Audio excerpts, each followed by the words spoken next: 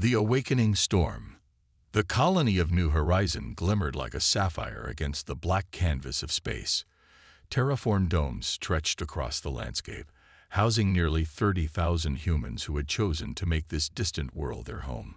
It sat on the edge of explored space, far from Earth, but equally distant from the bustling central worlds of the Galactic Confederation. This was by design. Humans had always preferred to keep a comfortable buffer between themselves and the other 27 spacefaring species. Humans were newcomers to the galactic stage. While civilizations like the Drakari had traversed the stars for millennia, humanity had only achieved faster-than-light travel 3 centuries ago. This technological gap made humans objects of curiosity, occasionally respect, but more often dismissal. On the outskirts of New Horizon's main settlement stood the home of Ambassador James Chen, his wife Dr. Amara Chen, and their daughter Lily. At 8 years old, Lily embodied everything humanity fought to protect: innocence, potential, and the pure joy of discovery. Her parents had chosen diplomatic service knowing the risks, but New Horizon had always been considered safe territory, protected by treaties and mutual agreements. "Dad, will you be home for the Festival of Lights?" Lily asked over breakfast, her small fingers tracing patterns on the condensation of her glass. James smiled, straightening his formal attire before the day's meetings with Drakari trade representatives. "I wouldn't miss it for anything in the universe, little star." Amara glanced up from her medical research tablet. "Your father has specifically blocked that entire week. Even the Drakari High Council couldn't book him then." None of them knew these would be their final moments together. 2 hours later, Lily walked the illuminated path from her school to the community garden, where she volunteered 3 afternoons each week. The path wound through a section of indigenous flora that the colonists had preserved. Purple-leafed trees with silver bark that humans had nicknamed moonbeams. The garden lay just ahead, past the small ravine bridge. She never made it across. 3 Drakari waited in the shadows of the moonbeam grove. Their scaled bodies, normally a proud display of their evolutionary superiority, now served as perfect camouflage. Their orders had been simple: send a message. Human expansion into the Vorian system had troubled certain factions within Drakari leadership. A demonstration was deemed necessary. The attack was swift. No warning, no demands. One moment, Lily walked the path humming a tune her mother had taught her. The next, advanced Drakari weaponry had struck. The diplomatic consequences were an afterthought to the attackers. They disappeared into the wilderness beyond the settlement perimeter, leaving behind only a small insignia identifying them as members of the Drakari Purity Front. Colony security found Lily 37 minutes later. By then, the news had already begun to spread. In the Galactic Confederation's Central Assembly on Nexus Prime, the human ambassador stood before representatives of 27 species. His voice did not waver as he reported the death of a human child on New Horizon. He requested immediate investigation and sanctions against the Drakari government. The Drakari ambassador, 3rd Scale Lord Vrextal, expressed formal regrets, but placed blame on unauthorized extremist elements within Drakari society. The ambassador promised an internal investigation. The assembly moved on to other matters within the hour. What the assembly failed to recognize was the silence emanating from Earth and every human settlement across the stars. This was not the silence of shock or grief, though both existed in abundance. This was the silence of focused purpose. On Earth, in the underground chambers beneath Geneva, the Human Alliance Security Council convened its first emergency session in 73 years. "The Confederation has failed to provide justice," stated Admiral Helena Vasquez, her holographic projection flickering slightly from her command ship halfway across the galaxy. "We activate Protocol Nemesis." Each of the 12 council members placed their palm on the verification scanner before them. The vote was unanimous. Protocol Nemesis had originally been drafted as a theoretical response to extinction-level threats against human colonies. It authorized the immediate activation of military assets that officially did not exist. For 3 centuries, humanity had presented itself to the galaxy as primarily focused on commerce, scientific research, and peaceful colonization. This was not entirely deception. Humans genuinely valued these pursuits.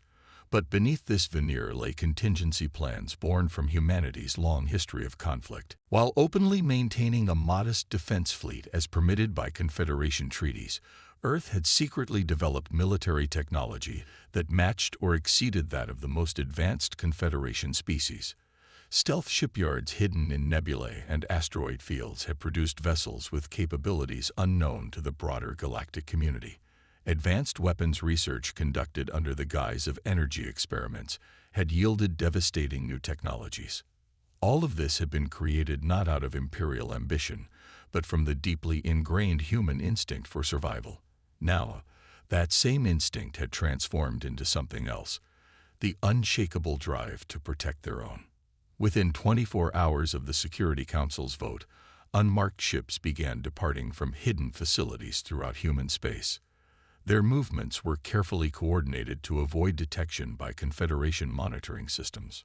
On New Horizon, Ambassador Chen stood before his daughter's memorial. The entire colony had gathered, every human standing in perfect silence as the sun set over the moonbeam grove where Lily had fallen. Ambassador Chen received a single encrypted message on his personal device. Nemesis activated. Justice approaches. That night, he did not sleep. Neither did most of humanity. On the Drakari homeworld of Vexdoral, High Commander Zelkor reviewed the security briefings with growing irritation. The Purity Front's unauthorized action against the human colony had created an unwelcome diplomatic situation. The humans were filing formal protests through Confederation channels, but nothing beyond that. It confirmed what the Drakari military had always believed. Humans lacked the will for true conflict. They were soft, overly emotional creatures who preferred words to action. The humans have increased communications between their colonies, reported his intelligence officer. But their defense fleet remains in standard patrol patterns. Zelkor dismissed the officer with a flick of his scaled hand. Monitor the situation, but I see no cause for concern. The Purity Front actors will be publicly punished to satisfy Confederation requirements. 3 days later, Zelkor was awakened by emergency alarms. The orbital defense platform above the Drakari capital had gone silent. All 43 crew members had vanished, the station's weapons and surveillance systems completely disabled. Left behind on the station's main viewing screen was a simple image, a small human child's drawing of a lovely flower. Before Drakari High Command could comprehend the meaning of this infiltration, reports began flooding in from across their territory. 7 military outposts had been simultaneously attacked with surgical precision. No Drakari lives had been taken, yet, but each facility had been completely neutralized, their advanced weapon systems destroyed, or in some cases, simply removed. At each location, the same image was left behind. The galaxy had never seen humanity's wrath before. Now it was witnessing just the beginning. The Confederation Assembly convened an emergency session as reports of human military action spread. The human delegation arrived late, entering the Grand Chamber with deliberate, measured steps. Ambassador Richards, humanity's senior representative, took the central podium. His voice carried across the stunned assembly without the need for amplification. For 3 centuries, humanity has respected the laws and customs of this confederation. We have adhered to treaties limiting our military development. We have sought peaceful resolution to disputes. We have trusted in the collective wisdom of this body to ensure justice for all member species. He paused, his gaze sweeping across the assembled representatives. That trust was misplaced. When a human child was murdered on a peaceful colony, this assembly offered nothing but empty words and procedural delays. You believe this indicated our weakness. You were wrong. On cue, holographic displays activated throughout the chamber, showing real-time footage of human vessels, ships far more advanced than anything humanity had previously acknowledged possessing, forming blockades around key Drakari installations. The Drakari government has 24 hours to surrender those responsible for the attack on New Horizon. Not just the direct perpetrators, but every official who authorized or facilitated this act. If our demands are not met, we will dismantle the Drakari military capacity piece by piece until compliance is achieved. The Drakari ambassador rose in outrage. This is an act of war. You have violated Confederation treaties by developing prohibited technologies. Your hidden fleet violates every agreement your species has signed. Ambassador Richards simply nodded. Yes, because while you saw treaties, we saw the possibility of this very day. A day when words would fail, and only action would protect our people. As the first day of the conflict drew to a close, humanity's message had been delivered not just to the Drakari, but to the entire galaxy. The harm of a single human child had awakened a sleeping giant, and that giant would not rest until justice was served. Unstoppable force. The Drakari High Command bunker beneath Mount Vextal buzzed with frantic activity. Strategic displays showed a catastrophic reality. In less than 17 hours, human forces had neutralized 60% of Drakari defensive capabilities without inflicting a single casualty. How is this possible? Demanded Supreme Scale Lord Drexvon, his ceremonial armor doing little to mask his agitation. Humans possess barely 3 centuries of spacefaring experience. Their registered fleet consists of outdated defensive cruisers. High Commander Zelkor gestured to the tactical display. They deceived us. Deceived the entire Confederation. These vessels employ stealth technology beyond anything we've encountered. Their weapon systems bypass our shields as if they weren't there. The Intelligence Minister, Scale Lord Tekval, spoke quietly from the corner. We've analyzed their attack patterns. They're systematically disabling our military infrastructure while avoiding civilian targets. Their precision suggests intimate knowledge of our defense network. Spies, asked Drexvon. Or something we never considered, replied Tekval. Their diplomatic corps has been collecting data for centuries. Data we freely provided, believing them too primitive to use it effectively. A junior officer entered the chamber, his scales pale with stress. Supreme Scale Lord, we've received another transmission from the human fleet. The room fell silent as the main display activated. Ambassador Chen, father of the murdered child, appeared on screen. His expression showed no hatred, no rage, only cold determination. The deadline approaches. We have identified 17 individuals responsible for the attack on New Horizon. We have provided their names to your government. We await their surrender. Drexvon stepped forward. Ambassador, surely we can negotiate terms. The Purity Front acted without official sanction. We are prepared to offer reparations. There will be no negotiation. Chen interrupted. Those responsible will face human justice. Additionally, we require the immediate dismantling of all Drakari military installations within 50 light-years of any human settlement. This is outrageous. Drexvon's scales flared in anger. You would cripple our defensive capabilities across 3 sectors. You lost the privilege of maintaining those capabilities when you failed to control those who used them against our children. Chen's voice remained steady. 11 hours remain. As the transmission ended, Zelkor turned to his supreme leader. We must contact the Confederation. Request emergency intervention. The emergency session of the Galactic Confederation Security Council had dragged on for hours. Representatives from the 7 most powerful species debated appropriate responses to the human-Drakari conflict. The Veluthian delegate, a being of living crystal, spoke with mathematical precision. The humans have violated 37 treaty provisions by concealing military assets. This alone justifies Confederation intervention. Yet the Drakari violation, the murder of a child, precipitated this crisis, countered the Meridian representative, their bioluminescent appendages pulsing with emphasis. Our failure to address this crime effectively cannot be ignored. The archivists, the oldest species in the Confederation, had remained silent until now. Their representative, a being who had personally witnessed 2,000 years of galactic politics, finally activated their communication array. "We have miscalculated," the archivist stated simply. "Our historical analysis of humanity was fundamentally flawed." The chamber quieted as the archivist continued. "We interpreted human diplomatic flexibility as weakness. We viewed their emotional responses as irrational limitations. We failed to recognize that their evolutionary history, marked by continuous conflict and survival against overwhelming odds, created something unique among spacefaring species." The archivist's visual sensors swept across the chamber. Humans are paradoxical. They can compartmentalize indefinitely, presenting a peaceful facade while preparing for war. They can forge emotional connections that transcend rational self-interest, and they possess a collective will that, once unified, becomes nearly unstoppable. "What do you propose?" asked the council moderator. "The humans will not be dissuaded by declarations or threats. They have calculated every possible Confederation response.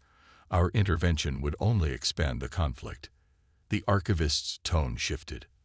"I propose we acknowledge the justice of their cause and offer mediation services, not to protect the Drakari, but to establish precedent for proportional response." The Confederation's offer of mediation reached humanity's fleet commanders 8 hours before their deadline to the Drakari expired. Admiral Vasquez, commanding from the stealth dreadnought Nemesis, convened the Human War Council.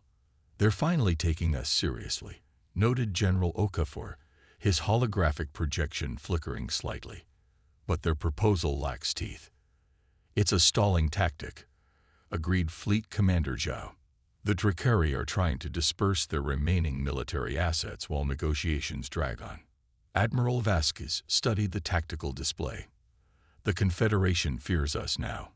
They've realized we could have struck any of them with equal effectiveness. The question remains, do we accept mediation or proceed as planned?" asked Ambassador Richards from his position at the Confederation Assembly. Vasquez's gaze fell on Ambassador Chen, who had remained silent throughout the discussion. "James, this began with Lily. You should have the final word." The diplomat looked up, his eyes reflecting both personal grief and profound responsibility. "Lily would want justice, not vengeance. If the mediation guarantees our core demands, punishment of those responsible and security guarantees for all human settlements, then we should accept." A silence fell over the council. "Agreed," Admiral Vasquez finally said. "But we maintain our position until terms are finalized. No stand-down, no withdrawal." On Nexus Prime, the Confederation's capital world, representatives gathered in the ancient Hall of Concord. The space had been designed to facilitate peace between warring species since before humans had left their home solar system. The Drakari delegation entered first, their once proud posture now subdued. Supreme Scale Lord Drexvan had been forced to resign.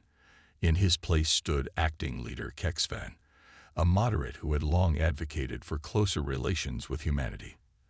The human delegation entered last. Ambassador Chen walked at their center, his diplomatic uniform replaced by the simple gray morning clothes of New Horizon Colony. The Confederation mediator, a meridian known for their absolute neutrality, began the proceedings. "We gather to resolve conflict and establish justice. The terms proposed require the Drakari government to surrender 17 individuals identified as responsible for the attack on New Horizon. Additionally, all Drakari military installations within 50 light-years of human settlements will be decommissioned under Confederation supervision." Kexvan stepped forward. "We accept these terms with one request, that the accused receive fair trials according to Confederation standards." All eyes turned to Ambassador Chen. "The accused will face human justice," he stated firmly. "However, we will permit Confederation observers at all proceedings to ensure transparency." Kexvan hesitated, then nodded. "Accepted. There is one final matter," Chen continued. "A monument will be constructed at the Confederation Assembly entrance. It will depict a human child, not just my daughter, but representing all children of all species. It will serve as a reminder that the smallest among us deserve the greatest protection." The mediator looked to the Drakari delegation, who nodded their agreement. "Then let it be recorded," announced the mediator. "Peace is restored through justice." 100 years later, Ambassador Chen stood before the newly unveiled monument on Nexus Prime. The crystalline sculpture captured the image of a child, deliberately designed with features that could belong to any of the Confederation's humanoid species. Beside him stood representatives from 27 spacefaring civilizations. Even the Drakari had sent a delegation, now led permanently by Kexvan, whose reforms had begun healing the deep wounds between their peoples. "My daughter loved the stars," Chen said, his voice carrying across the assembly plaza. "She believed the galaxy was filled with wonders waiting to be discovered. Her death nearly turned that galaxy into a theater of war." He placed his hand on the monument's base. "But her memory has instead become a foundation for something new, a true understanding between species. The Confederation now recognizes that peaceful intentions must be backed by the unwavering will to protect the vulnerable." The archivist representative approached, their ancient form moving with deliberate grace. "Humanity has taught the galaxy a lesson we should have learned millennia ago. Power without compassion leads to cruelty. Compassion without power leads to tragedy. Only when balanced can justice truly exist." As the ceremony concluded, Chen looked upward to the stars now emerging in the darkening sky. Somewhere up there, humanity's hidden fleets continued their silent patrols. Their existence was no longer denied. Instead, they had become a recognized pillar of Confederation security. The galaxy had learned that humans would go to extraordinary lengths to maintain peace. But should that peace be broken, should another child be harmed, humanity's response would be just as extraordinary. And this time, no one in the galaxy would be surprised.